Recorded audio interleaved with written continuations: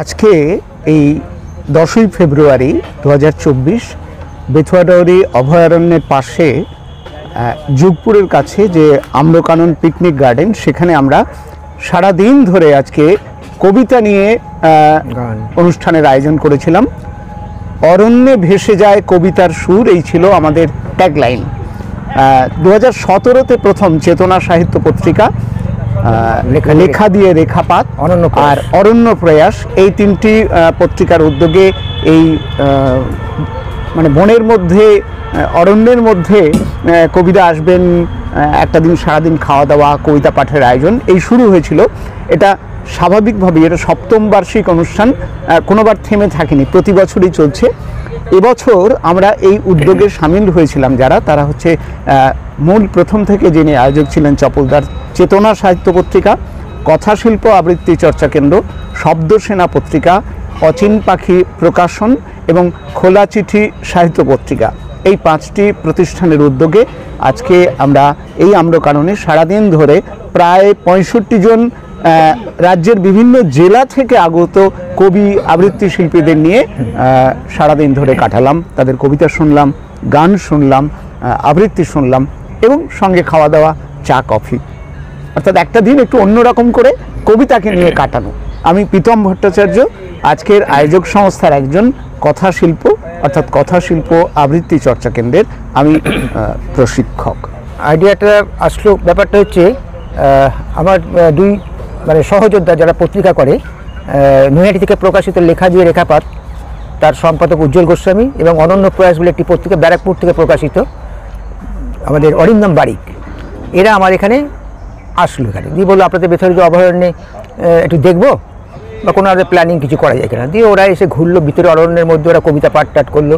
তখন আমাকে বললো যে এখানে এত সুন্দর একটা জায়গা, এখানে কি কোনো অনুষ্ঠান করা যায় না, সাহিত্যিক অনুষ্ঠান, কবিতা পাঠ বা অন্যান্য কিছু এরকম অনুষ্ঠান। তা আমরা তখন বললাম ঠিক আছে, সিদ্ধান্ত ওখানেই আমরা ঠিক করলাম। এবং তখন বিট অফিসে ছিলেন মানস মণ্ডল। আমরা ওইখানে একটা সিদ্ধান্ত নিলাম, সেটা 2017 সাল। সেটা হচ্ছে ওই আমাদের 3টে পত্রিকা, পরবর্তীকালে আরও অন্যান্য পত্রিকাগুলো ছিল। এখন আমরা সেই ধারাবাহিকভাবে অরণ্যকে সঙ্গী করে, অরণ্যকে সাক্ষী করে আমরা যারা বিভিন্ন যা লেখালেখি, যারা সৃজনশীল কাজে সমৃদ্ধ, সে গান হোক, কবিতা হোক, নাটক হোক, যে কোনো কিছুই দেখতে পারো, তাদেরকে নিয়ে আমরা একটা দিন কাটাবো, এটা ঠিক করেছি। এবং সেটা একটা সুন্দর একটা পরিবেশ, সেখানে সমস্ত কিছু হচ্ছে, খাওয়া দাওয়া, গান, কবিতা, নাটক, এবং একটা এত সুন্দর পরিবেশ তৈরি হচ্ছে। বিভিন্ন জায়গা থেকে আমরা প্রতি বছরই আমাদের জানতে চাই যে আপনাদের অনুষ্ঠানটা কবে হবে, এবং নামটার জন্যে প্রত্যেকেই খুব মানে একটা নস্টালজিয়া কাজ করেছে, অরণ্যে ভেসে যায় কবিতা শুরু। এটা নিলাম, তারা আমাদের সঙ্গে আসলো, বললো, প্রথমে ওরা বাইরে থেকে ওরা ছিল, তখন কিছু স্থানীয় মানুষ যারা, তারা বললেন, যারা থাকে তারা বললো আমরা কি লোকাল যারা আছে তারা কি করতে পারি না, যোগাযোগ করতে, আমরা এই সঙ্গে সমস্ত, আমরা হ্যাঁ সকলে এসো, আমরা সাদর আমন্ত্রণ জানিয়েছিলাম। পরবর্তীকালে বিভিন্ন কারণে তারা চলে যায়। এবং তারপরে আমি গত বছর চেতনা সাহিত্য পত্রিকার একক প্রচেষ্টায় আমরা করেছিলাম, সেখানে শব্দসেনা এবং কথাশিল্প আমাদের সহযোগী ছিল। এই বছর আমরা সকলে একসঙ্গে মিলে, আয়োজক আমরা সবাই 5 জনা মিলে আমরা করছি এবার অনুষ্ঠানটা।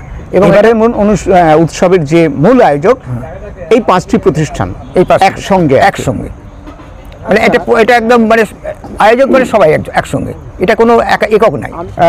আমরা সবসময় প্রায় প্রতিদিনই মঞ্চের উচ্চ আলোয় মেকআপ করে একটা মেকানিক্যাল পরিবেশের মধ্যে কবিতা বলি, কিন্তু আমার মনে হয় যে আজকে যে উৎসব, যে অনুষ্ঠান, সেখানে আমরা শিকড়ে পৌঁছেছি, অর্থাৎ একদম মাটির কাছাকাছি থেকে মাটির কবিতা, মাটির মানুষের কবিতা, যারা প্রত্যন্ত অঞ্চলে, দূরবর্তী অঞ্চলে থাকেন, তারা অনেক দূর থেকে এসেছেন, তারা এই যে একটা জঙ্গলের মধ্যে সবাইকে একাত্ম হওয়া, এই যে একটা নিবিড়তা, এবং এখানে কোনো ওই হ্যালোজেনের আলো নেই, প্রত্যেকে আন্তরিকভাবে মনের কাছাকাছি এসে সবাই একসঙ্গে বসে কবিতা বলা, শোনা। ওই যে কবিতা বলছে শুধু তাকেই ফোকাস করা হচ্ছে এমন নয়, আমরা সবাই আলোকিত হচ্ছি, মনের আলোয় আলোকিত হচ্ছি সবাই। আমরা সবাই একটা সৃজনশীল কাজের সঙ্গে যুক্ত, কেউ লেখালেখি করি, আর চবলদাদার লেখাগুলো আমার মতো মানুষেরা যারা এসেছিলেন তারা কণ্ঠে ধারণ করেন, আবৃত্তি করেন, কেউ গান করেন, তারা সবাই মিলে আজকে আমাদের একটি প্রকাশন সংস্থা অচিন পাখি, তারাও এসেছে, তাদের একটি বই প্রকাশিত হয়েছে হয়েছে হলো আজকে এখানে। প্রথম। বাবলু দাসের একটি গল্পের বই আজকে প্রকাশিত হয়েছে অচিন পাখি এটা প্রকাশন থেকে। এভাবে এই সাহিত্য সৃজন এবং সাংস্কৃতিক জগতের মানুষগুলোকে নিয়ে একটা দিন একটু অন্যরকম ভাবে কাটান।